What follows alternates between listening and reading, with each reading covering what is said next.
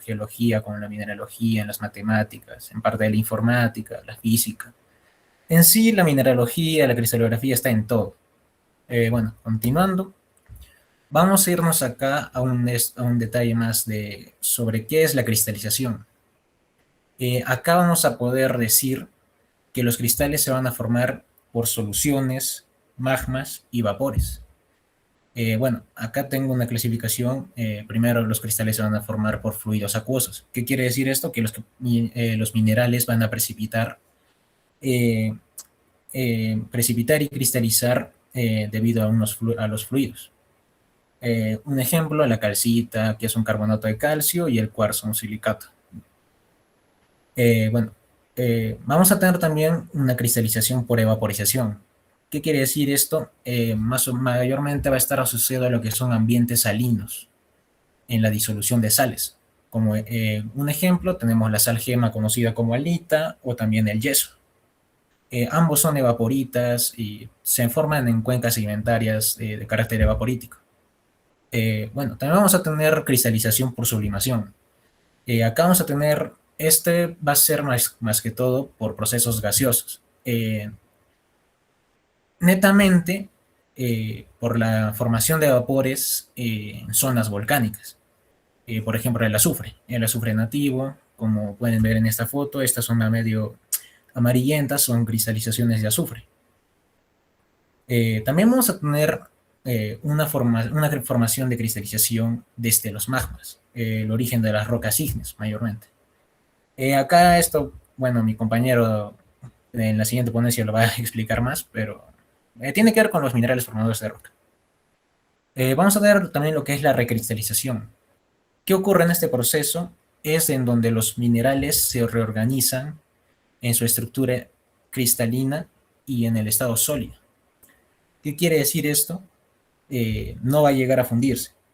Un ejemplo claro de esta recristalización es el metamorfismo, en donde los minerales cambian su estructura debido a condiciones de presión y temperatura, formando minerales más estables, cristales más estables, como los granates, que son prácticamente indicadores de yacimientos de tipo skarn, algunas micas y las calcitas. Continuando, vamos a tener lo que es el estado de los minerales.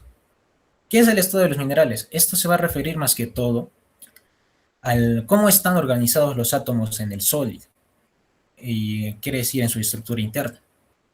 En el estado cristalino, los átomos van a poder, ¿cómo se dice?, estar ordenados de una manera regular y repetitiva. Acá vamos a tener los cristales. Bueno, tienen caras bien definidas y una simetría neta. Acá vamos a tener dos tipos. Los cristales simples, o monocristales como se les dice, son cristales con una formación, una estructura uniforme y continua. Por ejemplo, este cristal de cuarzo es solo uno. Tenemos a tener presencia de lo que son maclas. ¿Qué es una macla? En sí son intercrecimientos del mismo cristal en lo que es del mismo mineral.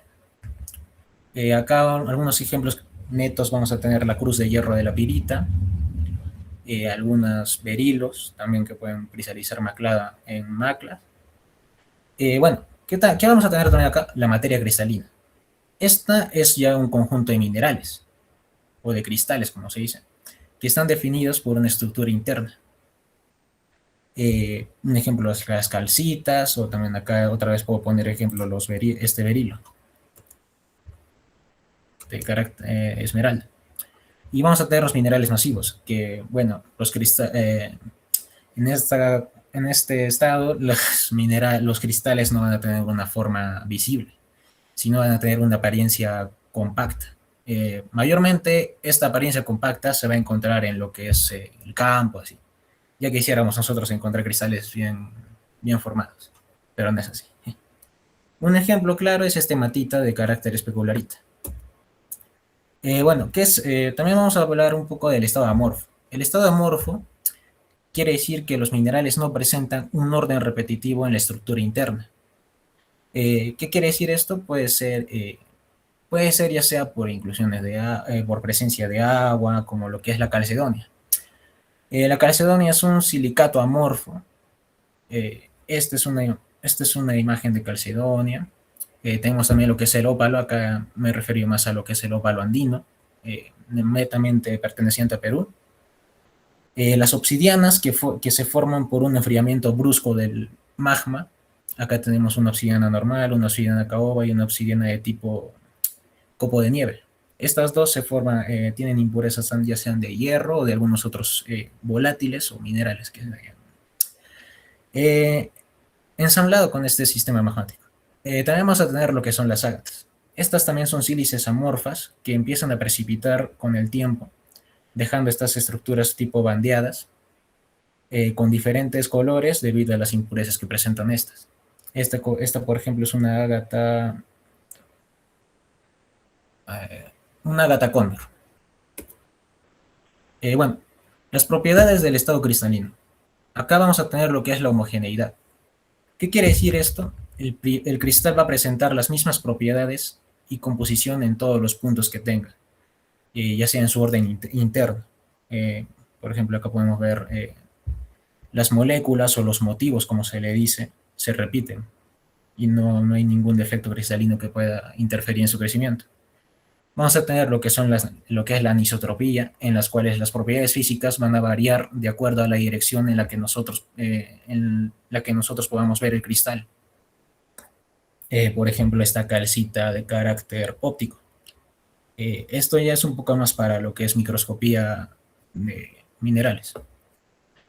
Y la simetría como tal. Los cristales se presentan con elementos de simetría, ya sean los ejes y planos de simetría. ¿Qué quiere decir esto? Que en ambos lados van a tener la misma forma, los mismos ángulos casi. Bueno, vamos a pasar con algo importante para la cristalografía, los sistemas cristalinos. Acá vamos a tener lo que es el sistema cúbico o isométrico. Este sistema cristalino, vamos a tener que los cristales van a tener tres ejes axiales iguales. ¿Qué quiere decir esto? Los tres lados que presentan son iguales, como acá podemos ver en esta figura. Ambos van a formar ángulos de 90 grados. Unos ejemplos de estos minerales que presentan el sistema cúbico son la pirita. Esta es una pirita cúbica. Estos minerales se forman mayormente por una alta presión y más tiempo de cristalización, como dije. Tenemos esta galena, que tiene, bueno, esta no es tan cristalizada que digamos, pero sí tiene lo suyo. Una bornita de hábito granular y una esfalerita. Este es un sulfuro, una mena de zinc. El sistema tetragonal. En este sistema cristalino, los cristales van a tener tres ejes axiales perpendiculares, en donde dos de estos son iguales, sobre todo los ejes inferiores. Y vamos a tener uno diferente que está a 90 grados o perpendicular a estos dos ejes de la base. Acá tenemos un ejemplo de estos minerales. Acá tenemos una calcopirita, tenemos un rutilo y tenemos lo que es una ilmenita, creo. En el sistema hexagonal vamos a tener lo que son cuatro ejes axiales. Tres van a ser iguales en un solo plano, formando ángulos de 120 grados y uno diferente en la vertical, que es este eje C. Unos ejemplos de minerales acá van a ser la acuamarina, que es un silicato de berilo, y el apatito, un fosfato de calcio.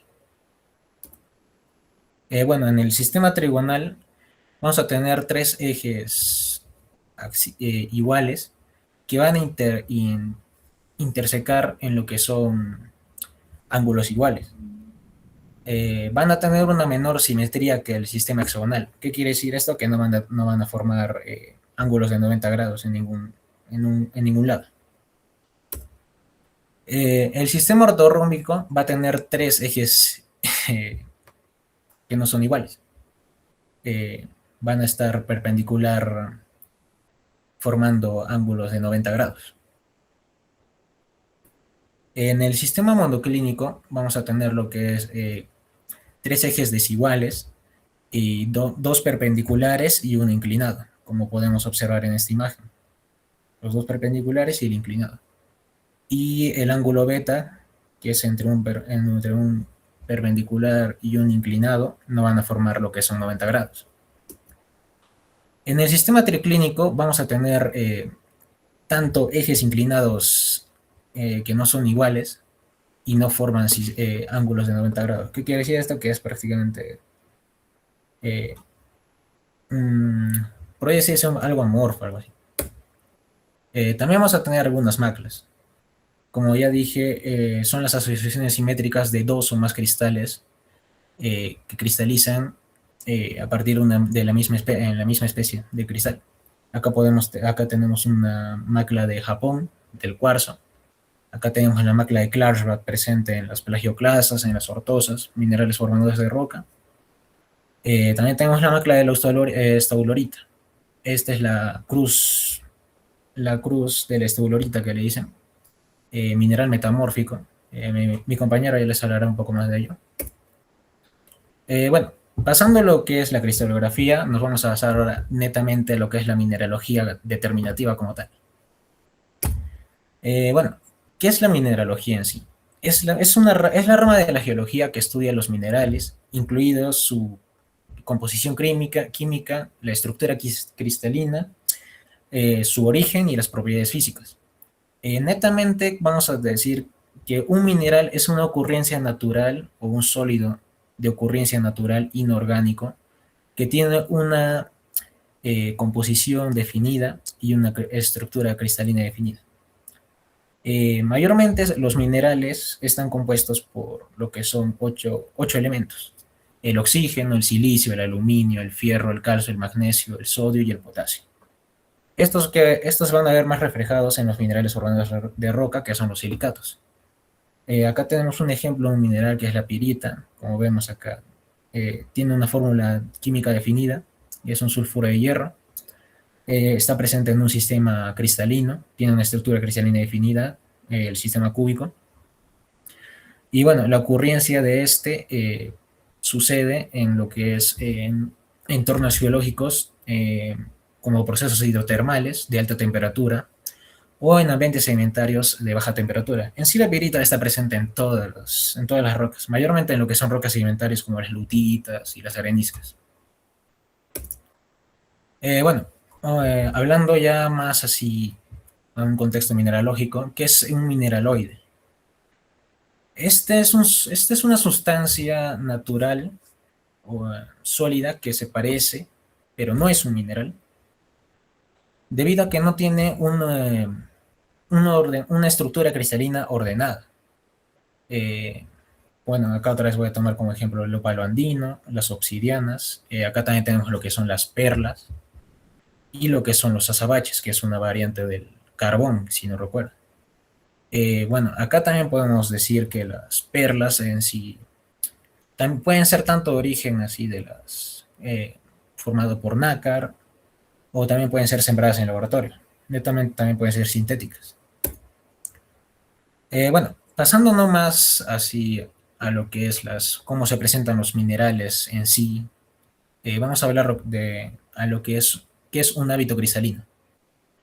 Este se refiere a la característica interna que los minerales pueden presentar, eh, sobre todo cuando crecen en condiciones naturales. ¿Cómo vamos a clasificar estos hábitos cristalinos? En tres partes. Vamos a tener en lo que son cristales individuales o aislados. Vamos a tener asociaciones y agregados cristalinos y masas cristalinas. Continuando, vamos a hablar un poco de los hábitos que presentan los cristales individuales o aislados. Vamos a tener el hábito acicular. Este hábito se representa mayormente cristales finos que tienen forma de aguja. Un ejemplo, la estibina. Es este mineral. Bueno, si se ve bien, van a ver así pequeñas agujitas. Este es un sulfuro de plomo, de antimonio, creo. ¿Qué digo? Vamos a tener el otro hábito que es el capilar, filiforme o fibroso. Acá son también cristales muy finos. Eh, una referencia clásica, similares al cabello. Un ejemplo, la bolangerita, las jamesonitas. Eh, Esta es una bolangerita y si se observa son así, parecen, eh, relacionándolo parece cabello, cristales muy finos. Bueno, vamos a tener un hábito coraloide. Eh, bueno, su mismo nombre lo dice, se parece a un coral. Un ejemplo de este es el aragonito, un carbonato de calcio, pero este es un carbonato de calcio inestable, por decirlo. Y también vamos a tener el hábito columnar, donde acaban a ser prismas alargados y delgados formando columnas. Un ejemplo claro de estos son las turmalinas. Cualquier tipo de turmalina va a tener este hábito. No sé si ustedes fueron a Yarabamba. Por esa zona hay turmalinas, no tan cristalizadas obviamente, pero si lo ves así con lupa vas a poder observar así pequeños cristales columnares que se van a extender en la misma roquita. Vamos a tener el hábito prismático. En el hábito prismático, bueno, su mismo nombre lo dice, son cristales que forman prismas. Eh, Podemos decir acá los berilos, los cuarzos. El hábito tabular, que son cristales aplastados, tratando de formar lo que son tablones, como la bananinita y la varita. Esta es una bananinita y esta es una varita. Bueno, también vamos a tener el hábito hojoso o laminar. Estos son cristales más aplastados que ya prácticamente parecen hojas. Acá podemos tener las biotitas, las lepidolitas, las muscovitas. Como se alcanza a ver acá en la imagen, vamos a ver pues, que son cristales recontra aplanaditos. Tómenlo como ejemplo la mica de su celular. Esta cuando lo sacan, algo así salen esos minerales. Bueno, ahora vamos a hablar sobre los hábitos de los cristales asociados y los agregados cristalinos. Acá vamos a tener el hábito dendrítico. Bueno, su mismo nombre lo dice. Acá los cristales van a tener la forma de lo que son eh, árboles o helechos. Un ejemplo, el cobre nativo, una mena principal de cobre al 100%, una pirulosita, un óxido de manganeso. Muy bonito, la verdad. Un ejemplo para que puedan encontrar este mineral, no sé si conozcan las piedras lajas, así, mayormente se asocian a esas rocas. Bueno, como le dicen, piedra laja. Van a ver así pequeñas ramificaciones y piensan que son fósiles, pero no, a veces suelen ser este mineral. Vamos a tener el hábito reticulado.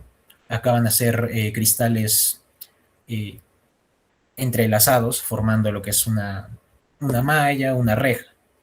Un ejemplo claro acá es la cerucita. Si podemos darnos cuenta que los cristales tienen un clivaje hacia, eh, inclinado hacia la izquierda como hacia la derecha. Vamos a tener también el hábito de roseta. El hábito de roseta, o bueno, forman lo que son tiene eh, que ver con lo que son las rosas, rosas del desierto. Eh, ¿Cómo se forman estos cristales? Son cristales que están aplanados, eh, casi formando pétalos de rosa. Un ejemplo de estos es el yeso, la rosa del desierto que le dicen. Podemos verla acá. No sé si le ven la forma a pequeñas rosas o pétalos de una rosa. Vamos a tener el hábito radial y divergente. ¿Qué quiere decir esto? Acá los cristales van a partir de un mismo núcleo eh, y van a empezar a partir de un mismo núcleo alargándose. Podemos acá tener un ejemplo de la brocantita, un sulfato hidratado de cobre. Y tenemos una guadelita, que es, bueno, no recuerdo muy bien qué era. Vamos a tener el hábito en drusa. Estas van a ser cristales que crecen en la recubriendo la superficie de una roca. Un claro ejemplo de estos son las amatistas, que también van a tener el hábito de geoda, o bueno, también vamos a tener en las calcitas ese hábito. Vamos a tener el hábito columnar. Acá ya va a ser un agregado cristalino o varios cristales creciendo paralelamente, eh, formando columnas ya. Un ejemplo, como les digo, es la turmalina. Pueden ver acá que son diversos cristales que forman columnas y todas están yendo en una sola dirección. Vamos a tener el hábito foliado. Acá ya son cristales formados más grandes, aplanados. Acá podemos tener lo que son las moscovitas, también, las micas, como le digo. Vamos a tener el hábito estrellado. Bueno, su mismo nombre lo dice, van a ser agregados cristalinos formando estrellas. Otro ejemplo acá es la moscovita. Y vamos a tener el hábito maclado, donde dos o más cristales crecen en una misma especie. Ejemplo, la macla del Japón de cuarzo. Bueno, acá no, va a ser más hábitos en masa cristalina, como dije, la geoda. Las geodas se forman por la precipitación de diversos líquidos ricos en minerales, y estos cristales van a recubrir lo que es el interior de una roca. Por ejemplo, vamos a tener las geodas de amatista, las ágatas, que también pueden ser geodas, los geodinos. Vamos a tener el hábito globular. Acá ya son agregados radiales formando esferas o semiesferas. Vamos a tener el hábito masivo o sólido, o sea, es un mineral compacto, no tiene nada de cristalización y tiene forma irregular y no tiene caras bien formadas. Vamos a tener el hábito bandeado, como ya lo mostré anteriormente con una gata cóndor. Este hábito bandeado mayormente lo van a tener los carbonatos, debido a que estos minerales se forman por la precipitación química. Vamos a tener el hábito pisolítico. Estos minerales van a ser pequeños minerales, esferas, que van a ser similares a lo que son las huevas del pescado, igualitos.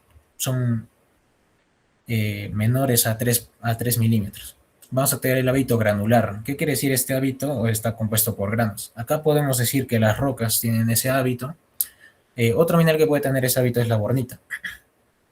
El hábito plumoso, bueno, su mismo nombre lo dice, es cuestión de tocar el mineral y vas a sentir así como si estuvieras tocando las plumas de un pato o algo así.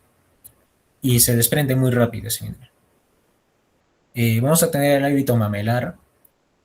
Bueno, este hábito, como su nombre lo dice, son agregados cristalinos que que parten de un solo núcleo, formando lo que son eh, cristales en formas de mamas, podría decirse. Vamos a tener el hábito oolítico, que también son esferas compuestas por lo que son esferas chiquitas, similares también a los huevos del pescado. Vamos a tener el hábito estalactítico, que se forma en conos o cilindros grandes, mayormente en cuevas, sobre todo en los techos. El hábito estalagmítico va a ser lo mismo, son conos o cilindros grandes formados por la precipitación, pero estas se forman en los pisos de las cuevas. Vamos a tener el hábito concéntrico, que va a ser estas van a ser unas capas más superpuestas unas sobre otras. Bueno, también vamos a tener el hábito reniforme. Acá los cristales radiales van a formar lo que son masas cristalinas en forma de un riñón prácticamente, o van a tener la forma de un riñón. El hábito coloforme, ese ya bueno, acá va a incluir lo que son los hábitos botroidales, reniformes, mamelares, porque a simple vista no podemos distinguirlos, y es mejor llamarlos de hábito coloforme.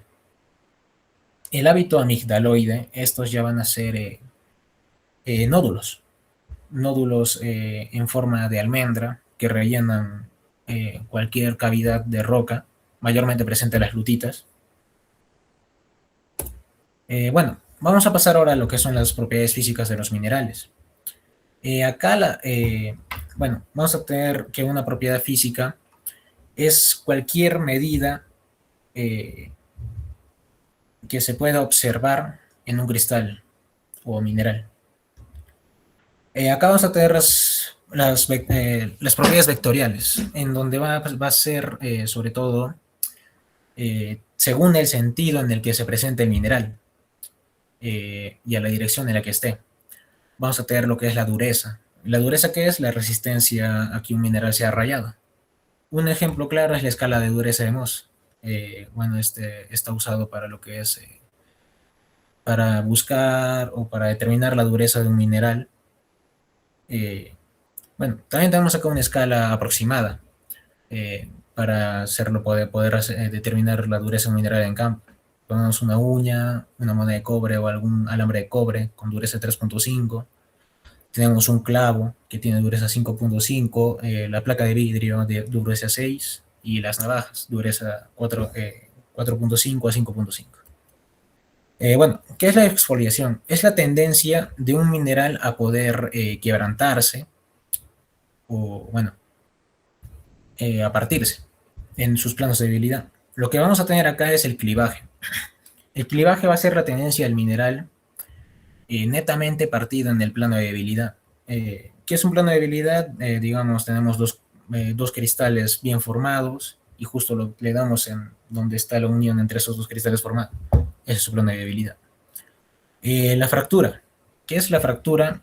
Son las superficies que se van a formar después de haber golpeado la roca.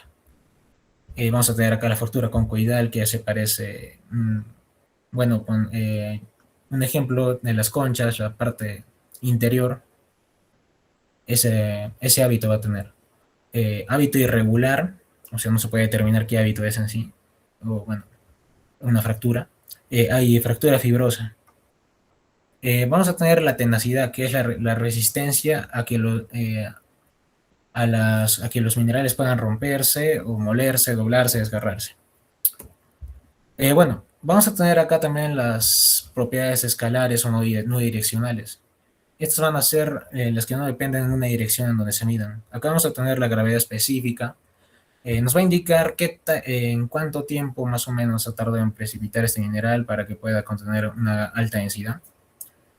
Bueno, vamos a tener también las propiedades ópticas. Vamos a tener el color, que es la apariencia visual del mineral, como lo vemos en el campo.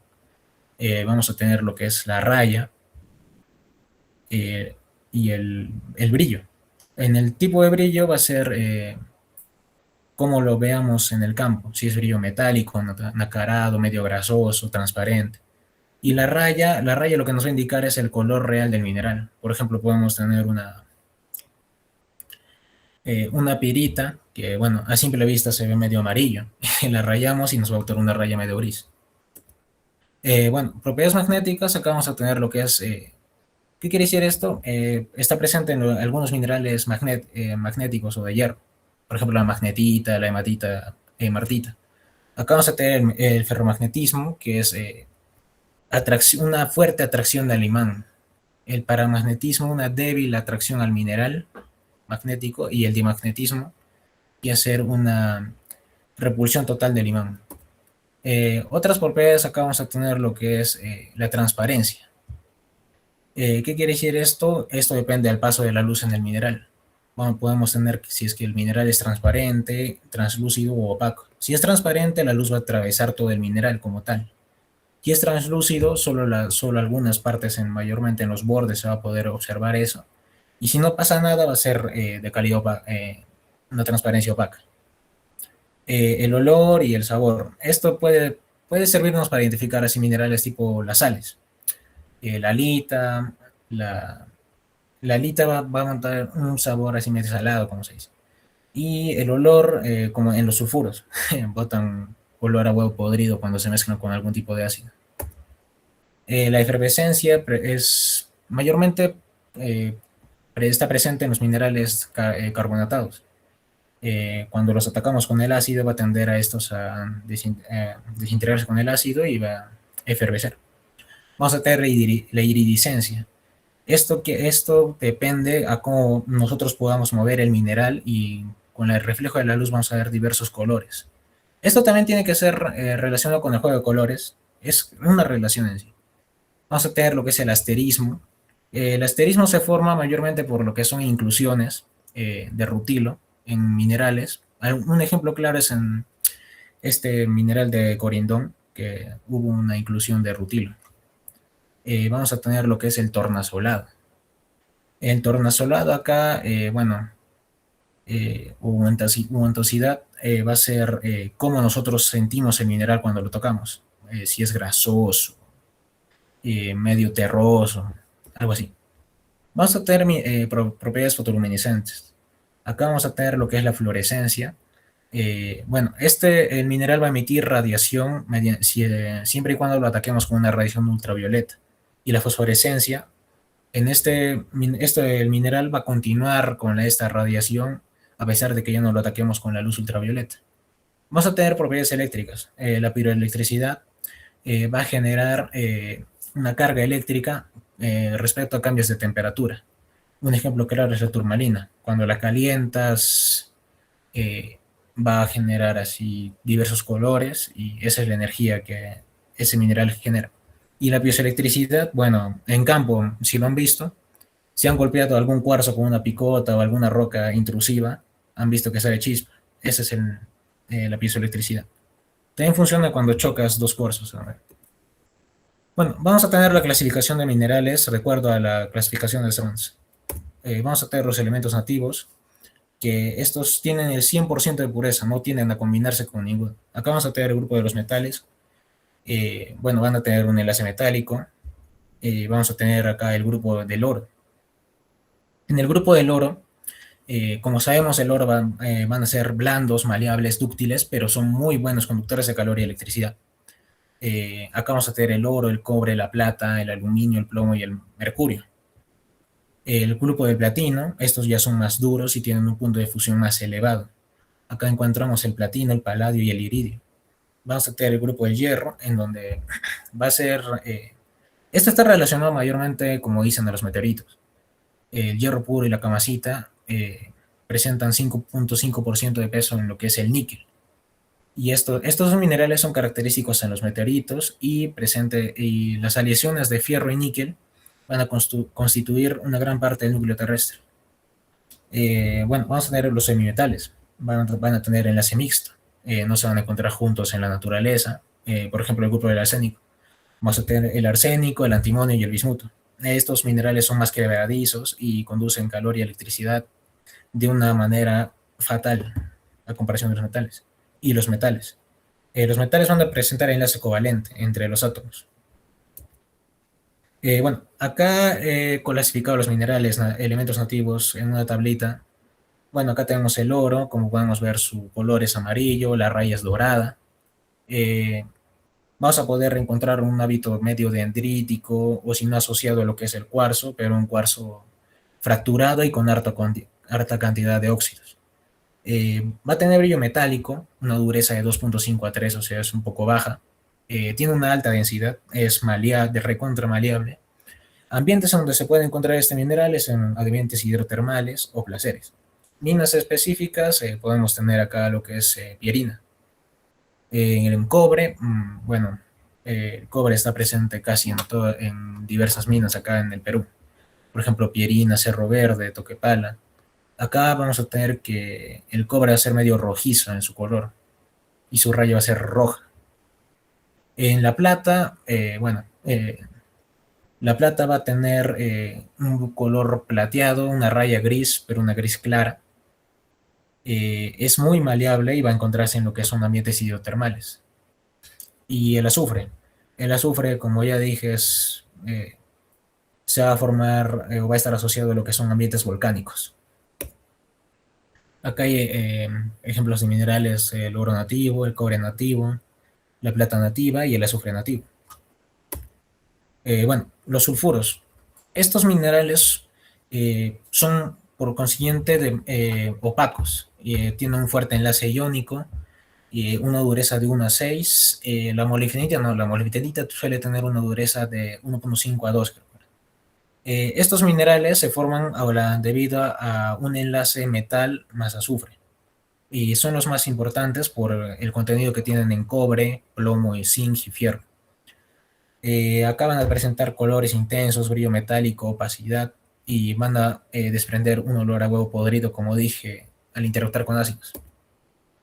Bueno, acá tenemos la clasificación en lo que es la galena, que es una mena de plata, que tiene un 86.6%, eh, asociada a ambientes hidrotermales, la estibina, que es un sulfuro de antimonio, con un 71.7% de mena de antimonio, la pirita, que es un sulfuro de hierro, que presenta un 46.6% de hierro, no es una mena en sí. La calcopirita es la principal mena de cobre también, podríamos decirlo así, 34.5%. Tenemos la que es la cantita, un sulfuro de plata. Este va a tener un 87% de plata. Bueno, acá hay ejemplos. Una galena cristaliza en el sistema cúbico, una exfoliación perfecta, un clivaje. Y como dije, si lo rompemos a esta galena, va a salir, va a tender a partirse en el mismo sistema que tiene. Si es sistema cúbico, va a tender a partirse en más cubitos. Esta es una estibina, como dije. Acá la estibina vamos a encontrarla en un sistema, bueno, con un hábito, ya sea en estrías o radial, o si no masivo. ¿Cómo podemos distinguirla? Bueno, es denso. Otra forma podríamos olerla y va a oler así tipo a pirotecnia. Acá tenemos la que es una pirita, una calcopirita y una acantita. Acá tenemos la calcocina, que es un sulfuro de cobre. Es una mena de cobre con un 79.8%. Vamos a tener una bornita, que es una mena de cobre con el 63%. Vamos a tener la pirrotina. Este mineral, bueno, no se puede descifrar exactamente qué tanto contenido en hierro tiene, pero se dice que tiene un 60% aproximado. Este mineral tiene propiedades magnéticas. Eh, bueno, la cobalina es un sulfuro de cobre también, es una mena, tiene 66.5% de cobre. Tenemos la marcasita, que es un sulfuro de hierro, con un 46.6%, pero este no es una mena de hierro. Bueno, acá tenemos ejemplos, como dije, la calcosina, la bornita, lo que es la pirrotita, y la cobalina y la marcasita. Bueno, acá para diferenciar la bornita de la cobalina, yo lo veo más por su iridescencia. La bornita le dicen el mineral pecho de paloma. Bueno, la calcosina más la cobalina bota una iridescencia más azul eléctrico o algo así. Bueno, también tenemos acá el sulfuro de molibdeno, que es una mena de molibdeno con un 60% de molibdeno, la arsenopirita, sulfuro de arsénico y fierro, o llamada también bisfiquel, la esfalerita, sulfuro de zinc, también es mena. Tenemos el cinabrio. Este mineral es un sulfuro de mercurio, es una mena, pero también es tóxico, hay que tener cuidado con él. El rejalgar, un sulfuro de arsénico, y el oro vivente también es un sulfuro de arsénico, contiene arsénico. Ambos son demasiado peligrosos para nosotros en sí. Acá tenemos ejemplos de los minerales que mencioné. Tenemos una blenda esfalerita, puede atender, parece un caramelo, podría decir así. Tenemos el cinabrio, el rejalgar y la oropimente, como tal, la molibdenita. Acá tenemos las sulfosales. Estos están compuestos mayormente por lo que es plomo, plata y cobre, asociados a lo que es el azufre. Acá vamos a tener dos grupos especiales: las platas rojas, constituidas por la pirargirita y la proustita, y los cobres grises, la tetedrita, enargita y jamesonita. Bueno, acá tenemos la pirargirita y la florita, la proustita que hay. Si se dan cuenta, la proustita es un poco más rojiza. Este tiende a botar una raya más rojo, rojo carmesí, rojo sangre. Y este bota una raya más un rojo así, como si la sangre ya se hubiera secado, algo así. Acá tenemos los cobres grises, la tetedrita, la enargita y la jamesonita, que le dicen pelo de rata. Bueno, tenemos acá los óxidos e hidróxidos. Eh, bueno, este acá va a estar constituido mayormente por un enlace óxido más metal, oxígeno más metal. Vamos a tener la cuprita, la hematita, la pirolusita, la casiterita y la magnetita. La mayoría acá son principales menas eh, de lo que son cobre, fierro, manganeso, estroncio, fierro. Bueno, acá tenemos ejemplos de los minerales. Acá tenemos los hidróxidos, la huetita con la limonita. Vamos a tener los carbonatos. Estos se van a constituir por la formación, la combinación química de un metal con un carbonato, con el ion carbonato. Tienden a precipitar, sobre todo en hábito bandeado. Y la fluorita y la suorita. Sí, Jair, disculpa que te interrumpo, pero nos queda un par de minutos para acabar con nuestra ponencia y continuar con el siguiente ponente. ¿La termino o ahí la dejo nomás? ¿Tú qué dices? Sería cuestión que des unas palabras finales para acabar con tu intervención y así pasar a la siguiente ponencia. Bueno, entonces me gustaría pasar a lo que son los silicatos. Bueno, acá vamos a ver lo que es mayormente eh, que los silicatos van a ser los principales formadores de roca. Acá vamos a tener lo que son los nesosilicatos, los orosilicatos, ciclosilicatos, inosilicatos de cadena simple y doble, los filosilicatos y los texosilicatos. Acá vamos a tener lo que es, vamos a hablar un poco más de la serie de Bowen. Como podemos observar acá, vamos a tener la serie continua y la serie discontinua. ¿Qué nos quiere decir esto? La serie discontinua va a tratar sobre que la serie Bowen en sí va a tratar de cómo los minerales van a cristalizar desde un magma al enfriarse. La serie discontinua nos va a indicar cómo los minerales cambian completamente la estructura cristalina. Acá tenemos a lo que es el olivino, el piroxeno, el anfibio, la biotita, el ortosa, la moscovita y el cuarzo. Bueno, como sabemos, acá el olivino cristaliza a altas temperaturas y va a formar lo que son las rocas ultramáficas. Como acá lo puedo mostrar, no sé si se llega a leer. Parte de los basaltos, eh, los gabros. Y poco a poco, a medida que el magma va enfriándose, van a cristalizar nuevos minerales. El olivino, luego va a seguir los piroxenos. Los piroxenos se van a clasificar en orto y en clinopiroxenos, son demasiado densos. Bueno, vamos a tener lo que son los anfíboles. Para que se formen los anfíboles, vamos a tener, va a requerir que el magma sea rico en lo que es agua, para que haya un buen crecimiento de lo que son los anfíboles en sí, para hacer ambientes básicos. Luego vamos a tener lo que son las biotitas, la parte de las micas, vamos a tener los feldespatos potásicos, como las autosas, vamos a tener las muscovitas y por último, el último en cristalizar va a ser el cuarzo. Netamente también vamos a tener la serie continua. Acá el mineral va a mantener una estructura, pero va a cambiar la composición química. Como ya mencioné, acá vamos a tener la nortita rica en sodio, que es de alta temperatura, y poco a poco va a ir esa nortita, bitounita, labradorita, andesina, oligoclasa, y va a terminar en lo que es una albita rica en calcio. Bueno, mi compañero ya les va a explicar un poco mejor eso. Eso es lo que yo quería agregar.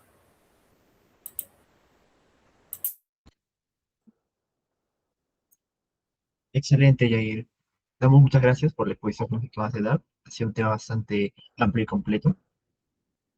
Rápidamente, vamos a pasar con la segunda ponencia preparada para el día de hoy, la cual se titula Fundamentos de Petrología y Clasificación de Rocas, presentada por David Berkovich Kispewijk, estudiante de Ingeniería Los Geológica. chicos, ¿Sí, David?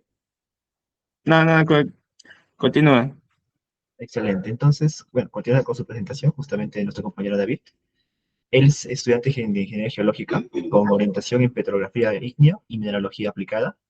Cuenta con experiencia en el reconocimiento de rocas y análisis de estructuras geológicas. Ha desarrollado informes petrográficos mediante identificación de mineralógica en lámina delgada y también clasificación de rocas, además de participar en el CONAMIPE y en el semillero de investigación en geomecánica de rocas. Ha desarrollado también trabajos sobre el comportamiento del macizo rocoso.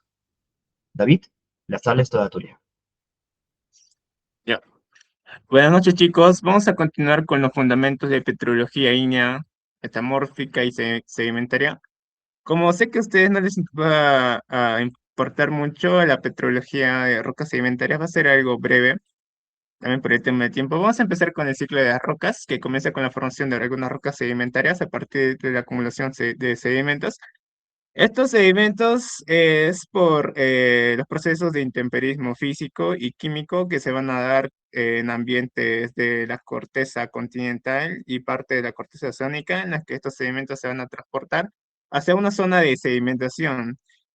Estas rocas, estos sedimentos, por un proceso de diagénesis, se van a litificar en un tipo de roca más estructurada, rocas sedimentarias. Ya vamos a hablar de rocas sedimentarias como un conjunto agregado de granos de sedimentos constituido por los procesos de intemperismo físico y químico. Al aumentar la presión y la temperatura, estamos hablando ya el campo de metamorfismo, estamos saliendo de la diagénesis. Estas rocas sedimentarias se van a transformar en rocas metamórficas por procesos de presión y temperatura, en las que va a suceder una recristalización de los minerales, principalmente cuarzo, ortosas, y que estos, seguir aumentando la presión y temperatura, estas rocas se van a fundir.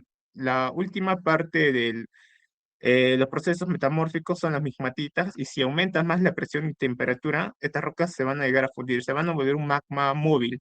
Este magma, digamos que se va a acumular en zonas de alta profundidad y alta temperatura, en las que por otros procesos, digamos por engrosamiento de la corteza oceánica o levantamiento, estos magmas van a ascender y van a cristalizar dentro de la corteza o muy cerca de estas. Acá podemos observar un gráfico simple eh, en la que las rocas siguen un proceso. Este magma que sale a la superficie llega a cristalizar y forman unos tipos de rocas que ahorita vamos a hablar de ello. ¿Cómo se forman las rocas sedimentarias? Como hemos dicho, procesos de meteorización física. Las rocas se van a convertir en arcillas, limos, arenas y gravas. Principalmente el cuarzo se convierte en arena. Se erosionan, son transportados, se sedimentan y por procesos de diagénesis, litificación, se convierten en rocas sedimentarias.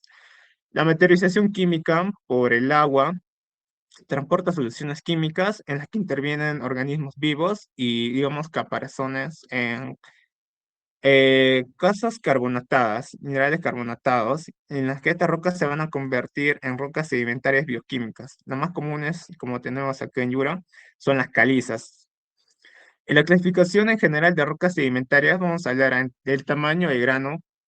El tamaño de grano va a ser importante para definir a un tipo de roca. Digamos, los granos menores a uno entre 250 milímetros van a formar lutitas, poco de grano más, poco de grano de mayor tamaño, no voy a decir grano grueso porque ahorita vamos a entrar en estos detalles, van a formar las limonitas, un grano más grueso, medio, van a formar las areniscas y un grano ya más grande va a formar en conglomerados, brechas.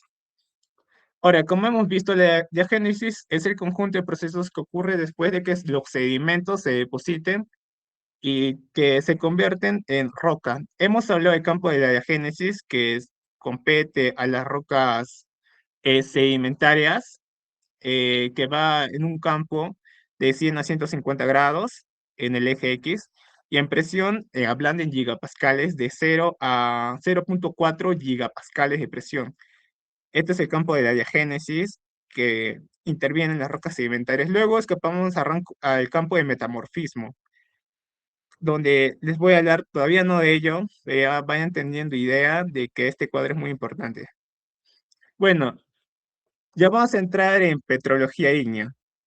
Bueno, la petrología ígnea estudia los fundidos, el magma y las rocas que cristalizan a partir del fundido.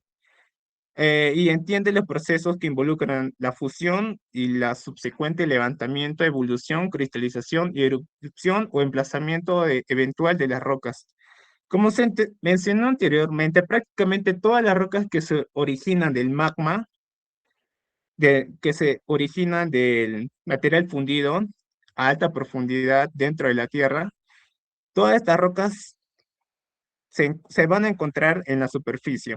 Como hemos dicho, va a haber un magma. En este caso va a ser un magma mantélico que va a subir a la superficie. Esto es debido a los procesos de diferenciación. Digamos, los elementos más ligeros suben a la superficie y los elementos más densos caen. Ya. Vamos a hablar sobre la composición primero de la Tierra. Desde una perspectiva composicional, la Tierra está dividida en tres elementos mayores: corteza, manto y núcleo. La más delgada de las dos, la corteza oceánica, que tiene un grosor aproximadamente de 10 kilómetros, es esencialmente de composición basáltica, ya que las placas tectónicas crean corteza oceánica en las dorsales oceánicas y se consumen en las zonas de subducción. La corteza oceánica está continuamente generada. Ahorita vamos a hablar sobre ello. Acá podemos ver que la corteza oceánica varía de 0 a 10 kilómetros aproximadamente y es de composición gabroica, entre basalto y gabro, dos tipos de rocas que ahorita vamos a ver. La corteza continental más gruesa, de 30 a 45 kilómetros, es estable en algunas áreas. En esas áreas estables hablamos de entre unos 50 a 60 kilómetros de grosor y en zonas orogéneas se extiende hasta unos aproximadamente 90 kilómetros en algunas localidades. Como hemos dicho, la composición del manto que está debajo de las cortezas oceánica y continental es el manto superior, en la que este tiene una composición ultramáfica. Los minerales que conforman mayormente el manto es el mineral de olivino, que es un mineral rico en magnesio y hierro, altamente denso y es de alta temperatura. Mi compañero en la ponencia de hoy día explicó la serie de Bowen en las que estos minerales de alta temperatura forman a las rocas. Ahorita vamos a hablar más acerca de ello. Nos quedamos con el olivino, que es el mineral abundante en el manto superior. Ok. em, a ver, ya vamos a hablar acá tipos de magmas, algunos tipos de magmas que encontramos dentro del planeta. Los magmas que se originan por el fundido del manto muestran evidencias de un componente parcial cortical en la mayoría de actividades ígneas voluminosas que suceden en entornos de placas divergentes, límites de placas divergentes, o en dorsales oceánicas, que son las más comunes. Encontramos magmas tolíticos acá en las zonas de divergencia, en las que hay un componente horizontal, un gradiente de fuerza horizontal que empuja las placas divergentes, y en las que este magma sube a través de esta corteza basáltica delgada. Hemos dicho que la corteza oceánica es basáltica y delgada, de composición basáltica. Esta diferenciación que ocurre entre que el magma sube a la superficie, cristaliza, sufre un enfriamiento rápido que forma las rocas basálticas. Es una composición más básica, que ahorita también vamos a hablar de ello.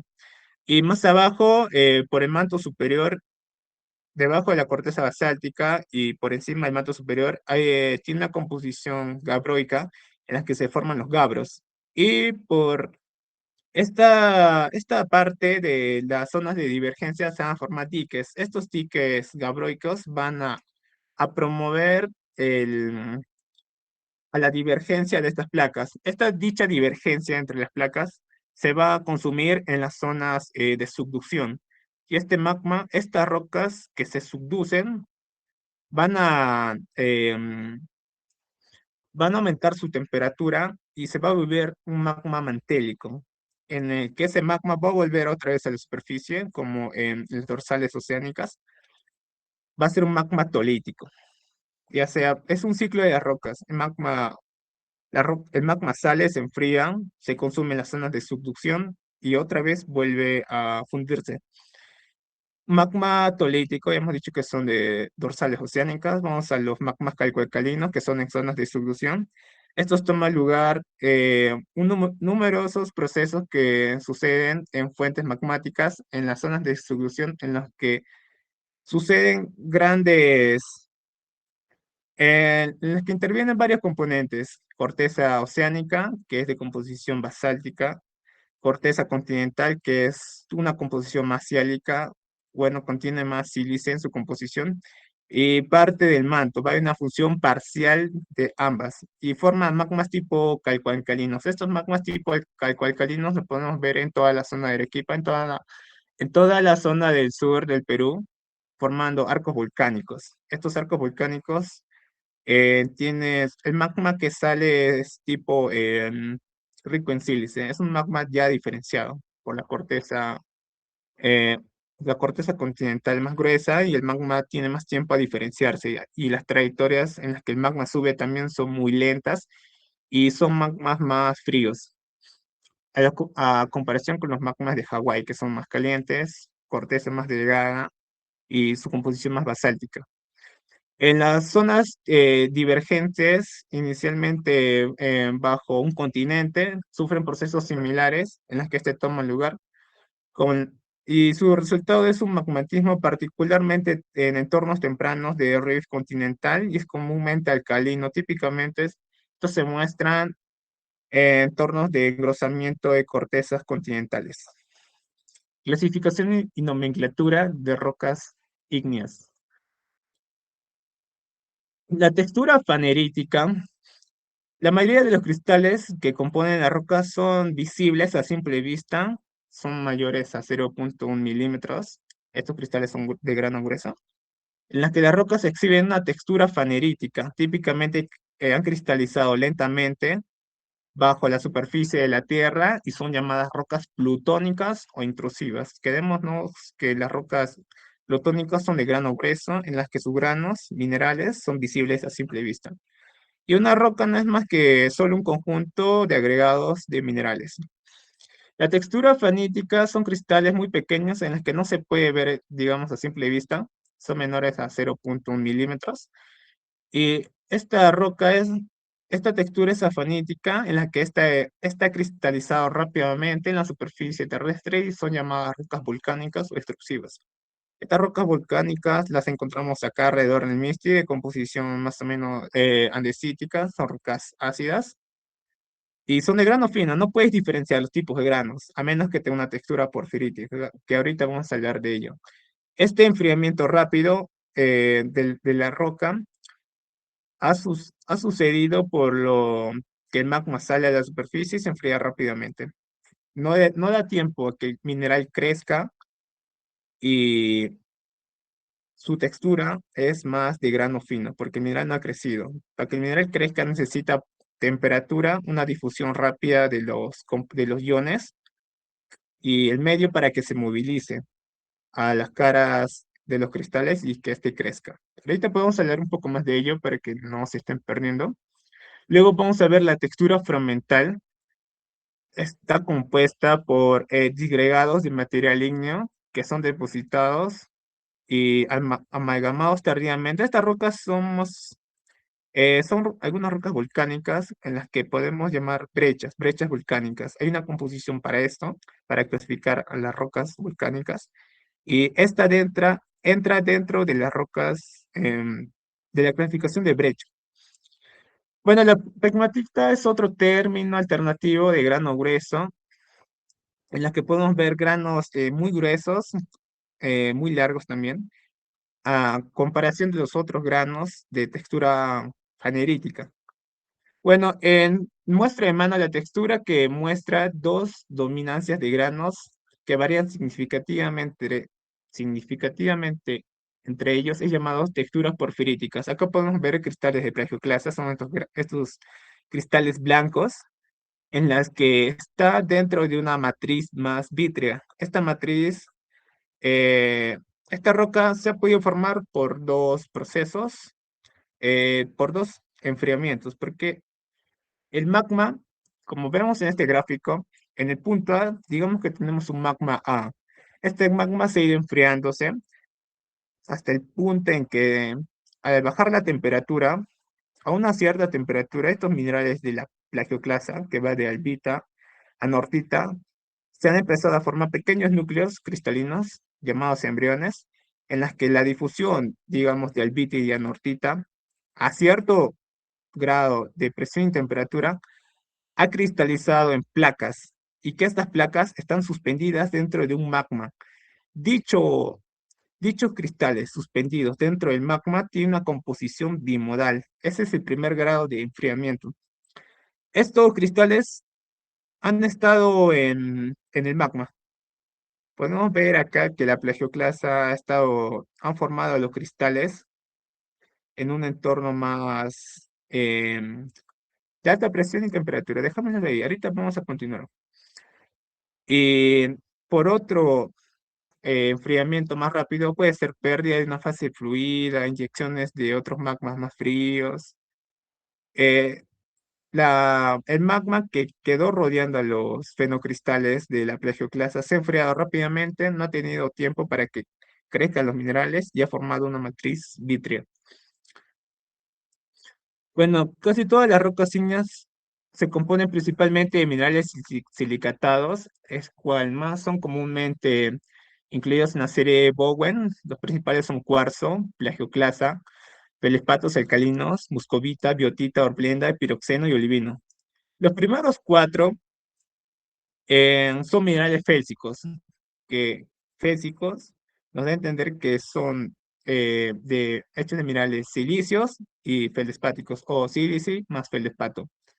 Y los cuatro últimos son máficos, eh, que su composición varía de magnesio y hierro.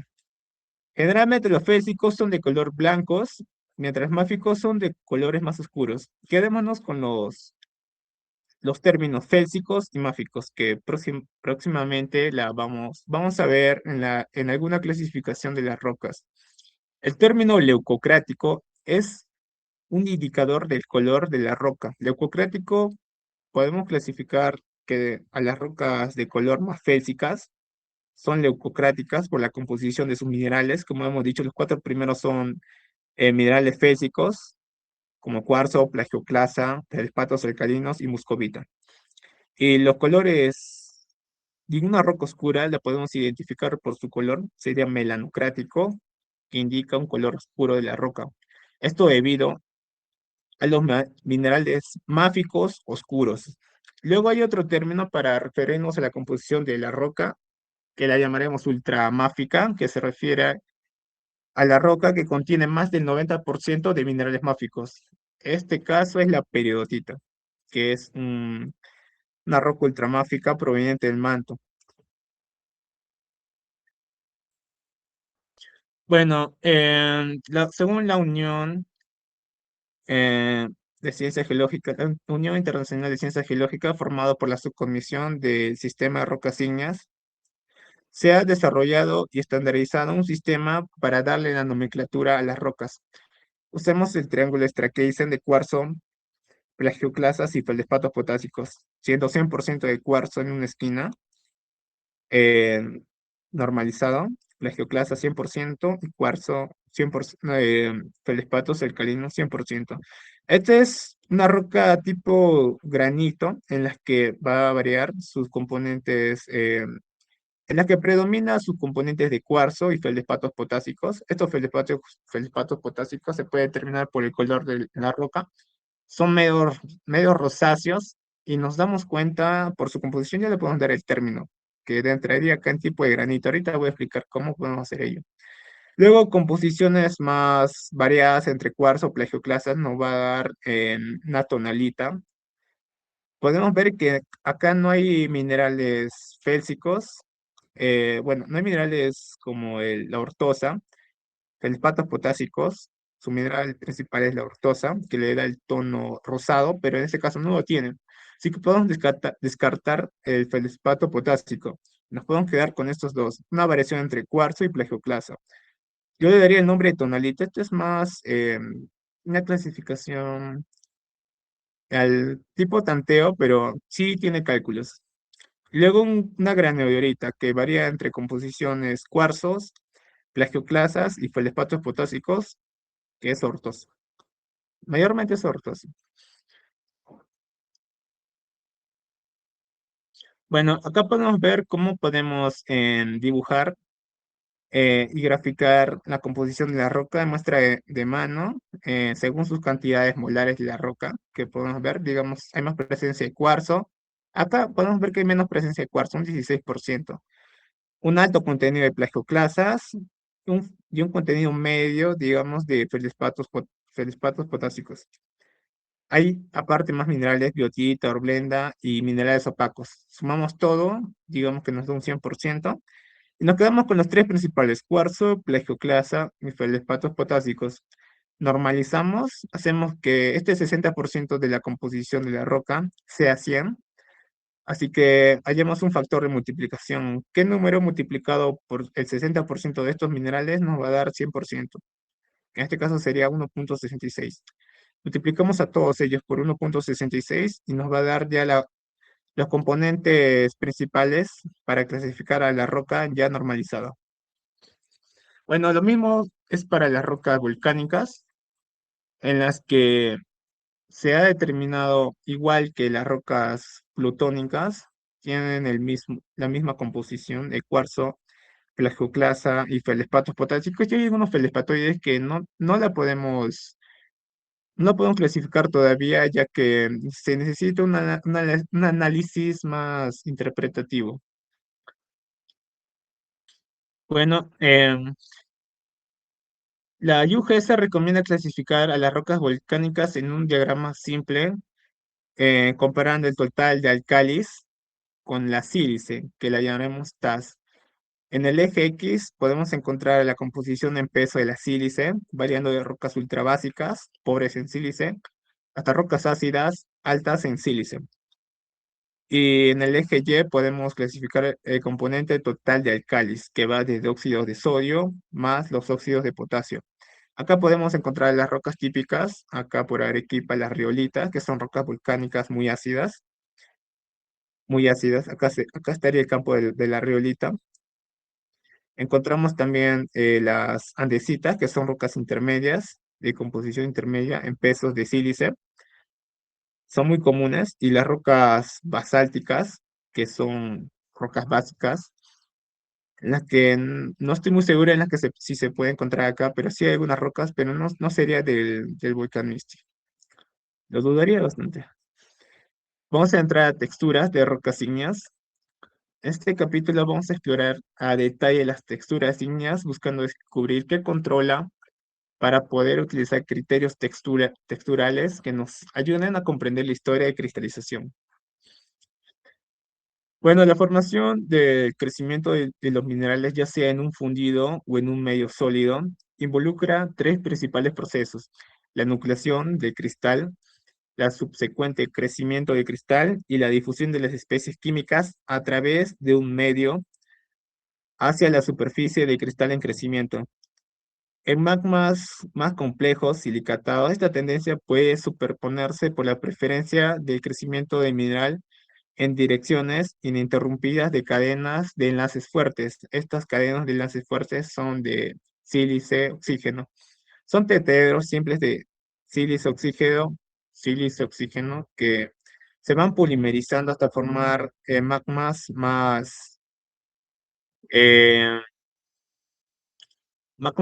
silíceos, más ricos en silicio. Ahorita vamos a hablar de ello.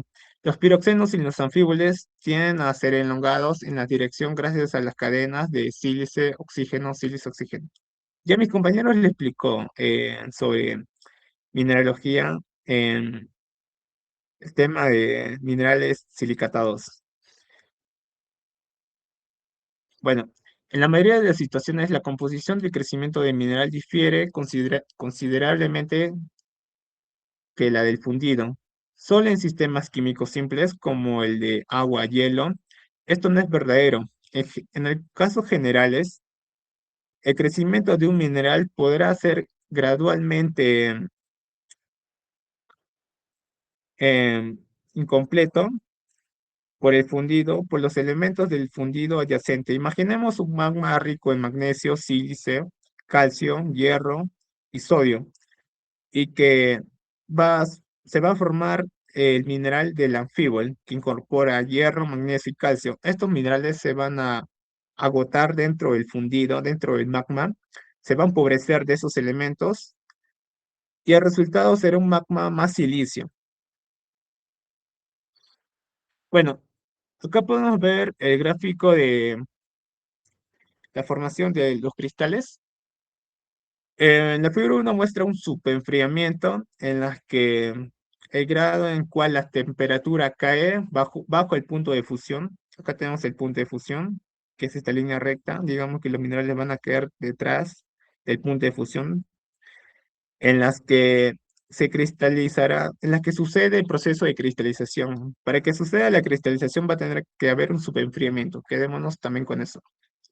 Por ejemplo, el enfriamiento, la tasa de enfriamiento, si la tasa de enfriamiento es baja, solo un subenfriamiento ligero podrá ser posible. ¿Qué nos da a entender esto? Que si hay un subenfriamiento, digamos, en el punto A, va a haber una pobre nucleación, pero un rápido crecimiento de los minerales. Este punto que intersecta el punto TA intersecta una nucleación pobre y un crecimiento rápido. Esto nos va a dar como resultado una textura fanerítica de grano grueso. Normalmente las rocas son plutónicas. Ha sucedido un enfriamiento lento. Y en el punto TB podemos encontrar un subenfriamiento sustancial en la que el fundido se ha enfriado rápidamente, no ha tenido tiempo para que los minerales crezcan. Y ese subenfriamiento sustancial ha creado una rápida nucleación. Esta nucleación es la formación de minerales. Se han formado varios núcleos de minerales, pero no han crecido, así que han formado una textura de grano fino, que son rocas volcánicas. Ha sucedido un subenfriamiento sustancial, un enfriamiento rápido, y formaron rocas tipo desde basaltos hasta riolitos. Bueno, el crecimiento del mineral depende de la energía superficial y las tasas de difusión, como por ejemplo la tasa de difusión en especies químicas es más rápida a alta temperatura y en materiales de baja viscosidad, digamos en magmas más sálticos y no más silicios. La tasa de difusión es más lenta y la polimerización es alta en magmas más viscosos. El agua baja drásticamente el grado de polimerización del magma, o sea, lo vuelve más fluido, y también nos ayuda a que las especies químicas se distribuyan mejor. Vamos a hablar un poco de tema de granitoides, que creo que también les puede interesar. Escogí estos temas más para su estilo. Muchos investigadores han adoptado el término de granitoide para un amplio uso de los magmas, de los granitos, que se han vuelto un poco generalizados acerca de la génesis de los granitoides. La mayoría de granitoides de volumen significativo que suceden en áreas donde la corteza continental ha sido engrosada por orogenia, ya sea por subducción o por colisión de masas siálicas. Muchos granitoides, sin embargo, son posorogénicos de cientos de millones de años, ya que la corteza es más sólida en estado normal. Algunas perturbaciones térmicas se requiere para la formación de estos granitoides. Los granitoides son rocas que naturalmente tienen el tamaño grano de medio grueso, que hemos hablado que es una textura fanerítica por el enfriamiento lento de estos magmas, que refleja el enfriamiento lento y la presencia de volátiles. Particularmente, estos facilitan el crecimiento mineral, como ya le hemos hablado. La muscovita es común en granitos aluminosos y estos ocurren tanto en minerales, cristales ígneos primarios, así como un reemplazamiento secundario durante el enfriamiento de Plutón.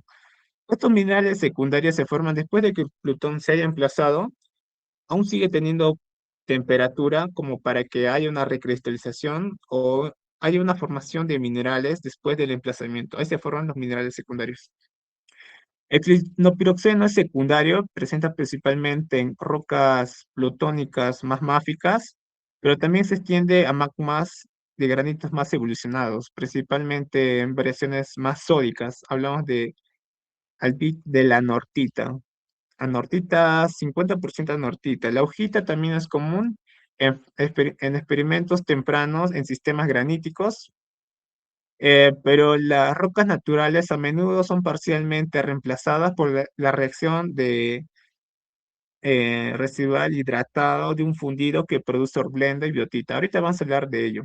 Acá podemos ver un ejemplo de un granito, en las que contiene biotita, son minerales máficos.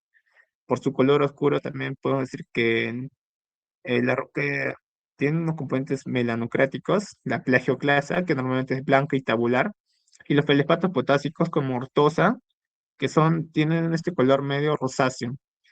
La geoquímica de los granitoides, bueno, las fuentes de estas áreas varían, eh, tanto son corticales y mantélicas, que produce una gran variación de granitoides. Va a haber una fusión parcial de ambas, de magmas mantélicos, que va a traer material composicional de la corteza continental, que es más silicia. La saturación de alumina varía desde metaluminosos pasando por peraluminosos a peralcalinos. Las fuentes híbridas son probablemente comunes y su asimilación durante el ascenso, como les dije. En los casos en los que los magmas son derivados del manto, imprimen una asimilación cortical que es a menudo isotópicamente detectable. Un ejemplo claro de restita, ahorita vamos a hablar un poco de la restita en las migmatitas. Eh, son los xenocristales de zircón poligenéticos que son encontrados en muchos granitoides. Estos zircones han sido estudiados por su concentración en uranio y forman las bases para las dataciones de uranio-plomo en muchas rocas. Los zircones son muy duros, refractarios y comúnmente sobreviven tanto al intemperismo químico y el intemperismo mecánico. Acá podemos ver un zircón. Bueno, la clasificación de granitoides se discutirá ahora, que van desde granitoides tipo I, tipo S, tipo A y tipo M. Los tipo I y tipo M son magmas derivados del manto, así como estos sucedieron en un solo fraccionamiento o fundidos parciales remanentes del manto. Bueno, o puede ser magmas derivados del manto de corteza continental gabroica a altas profundidades o bajo plutones. Los tipo S y tipo A son tipos granitoides de componentes más corticales, o sea, son más continentales. Acá podemos ver la cantidad de las variaciones que podemos ver en rocas tipo granitoides peraluminosas según sus componentes molares. Digamos, las rocas peraluminosas, hay más presencia de minerales como biotita, muscovita, corderita, andalusita y granate. Estos son minerales, estos granitoides los podemos ver en Quilca, metaluminosos como minerales de piroxeno, horblenda, biotita, hiperalcalinos como la ricbergita. O sea, la composición de alumina es menor que la composición del cáliz, que va de sodio y potasio. Bueno, acá podemos ver la formación de las migmatitas en el punto A. Representa una producción incremental de un poco del magma. Las cantidades del fundido puede ser menos que el punto crítico necesario para la movilización del magma, o sea, no hay suficiente temperatura para que la fusión parcial de esta roca sea un magma móvil. Al aumentar la presión y temperatura, este magma va a formar más fundido y en caso en que haya un estrés desviatorio, la roca suceda de, llega un componente deformativo, la dobla y la bandea. Este bandeamiento es típico de las migmatitas y tiene dos componentes que se diferencian de las demás rocas. Digamos, tienen minerales félsicos y minerales máficos. Estos minerales félsicos son los blancos, que son llamados leucosomas, y minerales negros como la biotita y algunos minerales refractarios como los granates, que son los melasomas. Y Y estos tipos de bandeamientos que podemos ver en la roca son llamadas crenulaciones. Bueno, el óxido es común en la magnetita. El óxido común en este tipo de granitotes es la magnetita. Las rocas son ricas en hornblenda y metaluminosas o ligeramente peraluminosas. Son químicamente similares a los granitotes de arco continental. Bueno, la segunda serie presenta tendencias químicas opuestas a las mencionadas anteriormente y es peraluminosa. El óxido común es la ilmenita y las rocas son ricas en biotita y normalmente contienen cordierita. También pueden tener muscovita, andalusita y limanita. Estas rocas se denominan granitoides tipo S. Añadiendo al tipo granitoide tipo M, esta lista se incluye tanto para arcos plutónicos inmaduros y arcos oceánicos, que son las plagiogranitas. Como los elementos mayores como el elemento mayor del granitoide tipo A, em, los granitoides tipo A son formados mayormente por la fusión del manto. Granitoides de tipo A son más de ambientes continentales. Que vemos en los ambientes continentales son más ricos en sílice que los de tipo E y que son más mantélicos. Bueno, vamos a entrar a dar una introducción al metamorfismo. Vamos a ir un poco más rápido. Cualquier sistema químico natural, como una roca que esté en equilibrio, manifestará por sí mismo un conjunto particular de fases coexistentes de acuerdo a los conceptos de presión y temperatura y la regla de fases, como un fundido basáltico es estable en un líquido dentro de un rango de presión y temperatura. Este fundido, al elevarse o al incrementarse a través de la superficie, se enfriará a temperaturas bajo un rango de presión y temperatura y que eventualmente cristalizará en un agregado de plagioclasa, piroxenos, quizá olivino, ilmenita y algunos minerales accesorios. El metamorfismo es un proceso que involucra cambios en el mineral, en su contenido, composición, microestructura, en roca, predominantemente en estado sólido. Este proceso es principalmente debido al reajuste de las condiciones físicas que difieren de otras bajo su formación original, en las que se formaron en entornos físicos, en diferentes entornos físicos. Ahorita vamos a ver. Podemos ver a las rocas, podemos diferenciar a las rocas por su bandeamiento, las rocas metamórficas normalmente por el aplastamiento suprayacente de las demás rocas que tienen por encima, en un rango de presión y temperatura se van a aplanar formando bandas. Digamos, el protolito inicial es una lutita, es una roca de grano fino que al introducirle presión y temperatura va a cambiar su granulometría, va a haber una recristalización de los granos en las que se va a formar un esquisto. Esto es un metamorfismo de medio grado y media presión que la podemos aplicar después. Bueno, el estrés desviatorio afecta la textura y estructura en la roca, en las que el conjunto de mineral no se va a ver afectado. La adición de alguna de energía de deformación en las rocas puede romper las barreras cinéticas, como podemos ver las tensiones en las que va a fracturar a la roca y puede haber un fluido mineralizante que penetre y ocupe el lugar de las fracturas.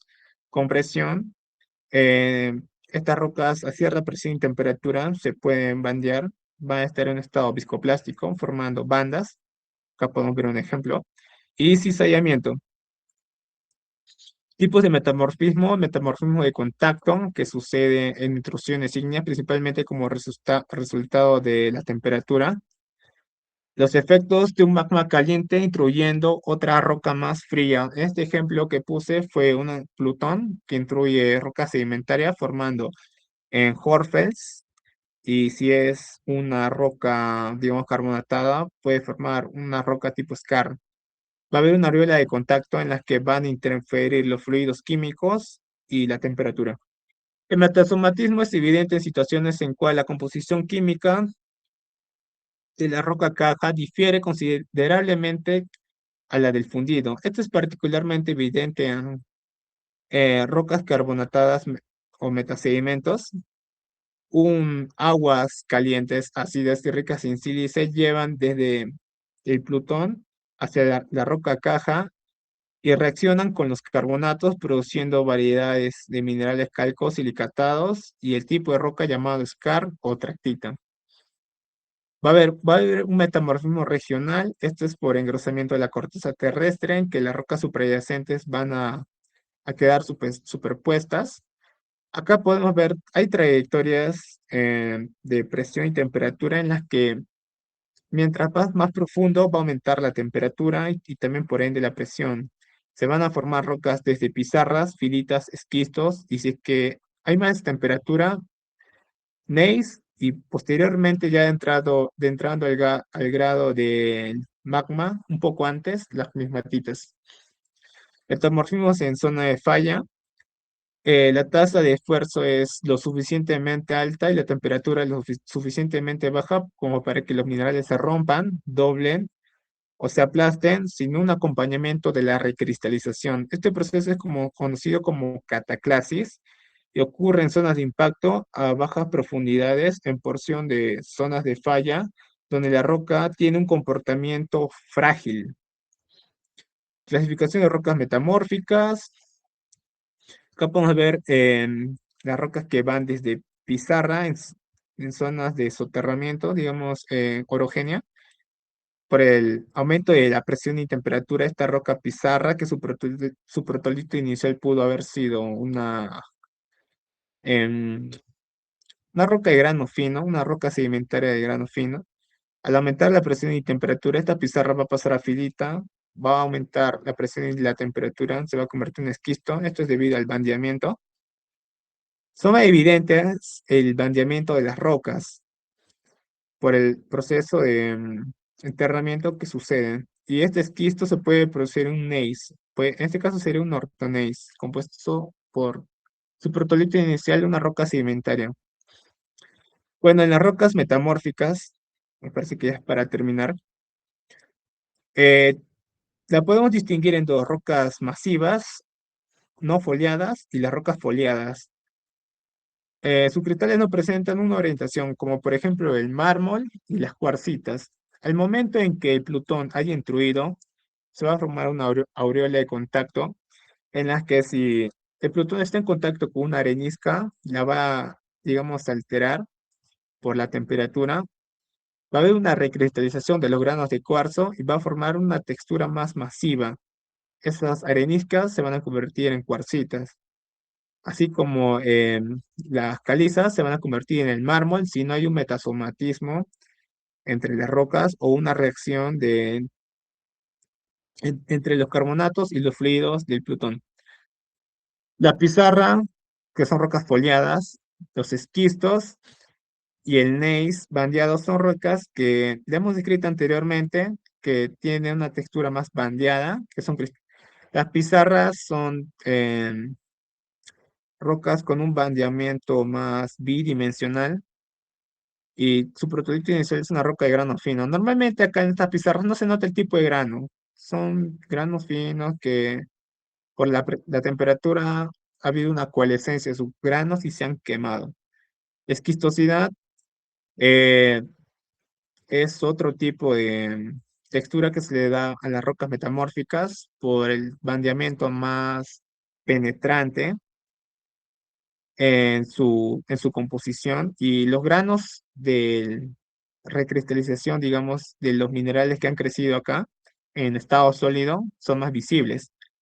Y el bandeamiento gneísico, que dice que la separación de cristales de diferentes minerales da lugar a un gneiss bandeado.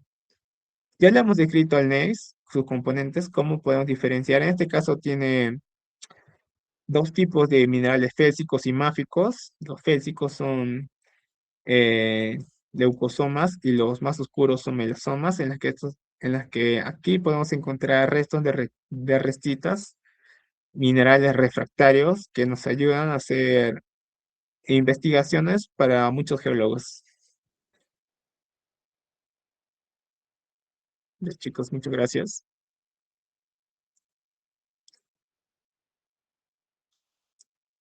¿Preguntas? ¿Question o no question? Sí, chicos, anímense a preguntar a ambos ponentes, ¿no? Si tuvieran alguna duda o consulta.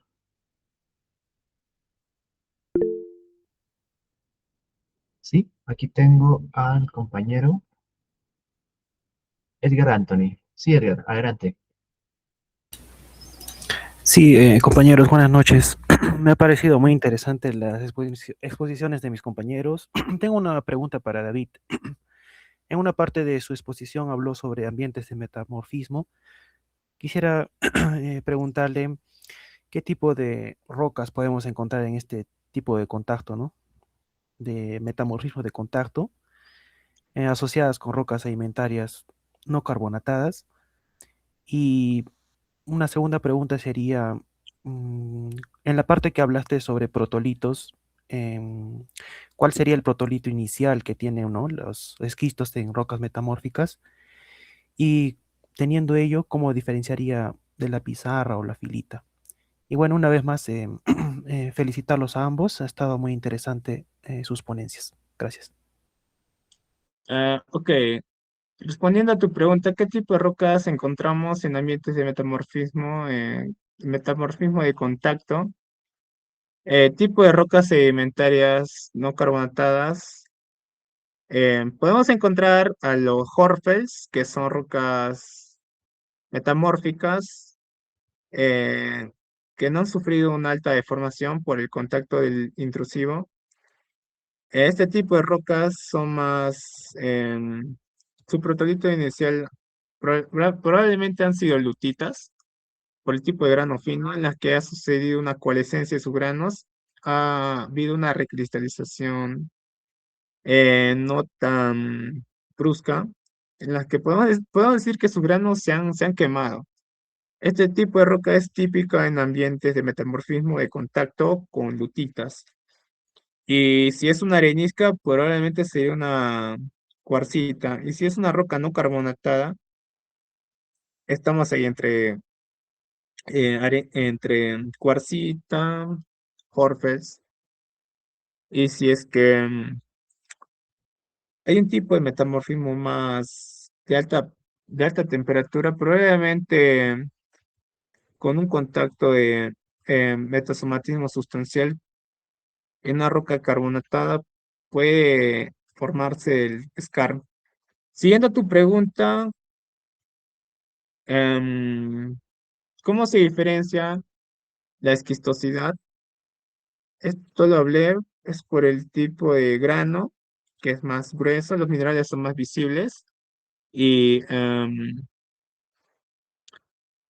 el tipo de mineral, los minerales son más visibles y su protolito inicial sería una grauwaca o rocas volcánicas. Y yo tengo una pregunta, Cari. ¿Qué te llamó más la atención de la ponencia? Aparte de Víctor. Ah, bueno, en líneas generales, me ha gustado que ambos hayan hecho un especial énfasis en la serie de Bowen. Para nosotros que estamos implicados en las ciencias de la Tierra, pues la serie de Bowen no solo es un gráfico bonito, ¿no? Que donde se ve cómo es que cristalizan los minerales y cómo es que a medida que se va enfriando el magma, se van formando las rocas ígneas tales como los has explicado muy bien. Em, para nosotros la serie de Bowen es completamente potente para poder entender, pues, ¿no?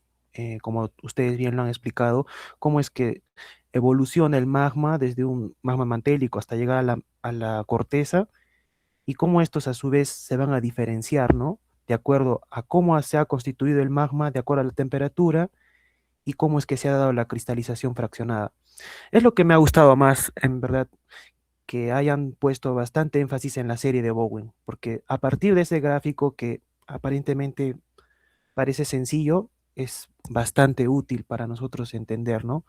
Cómo es que conectamos temperatura, composición de magma y minerales que se forman, ¿no? A partir de estas condiciones termodinámicas. Felicidades a ambos. Muchas gracias.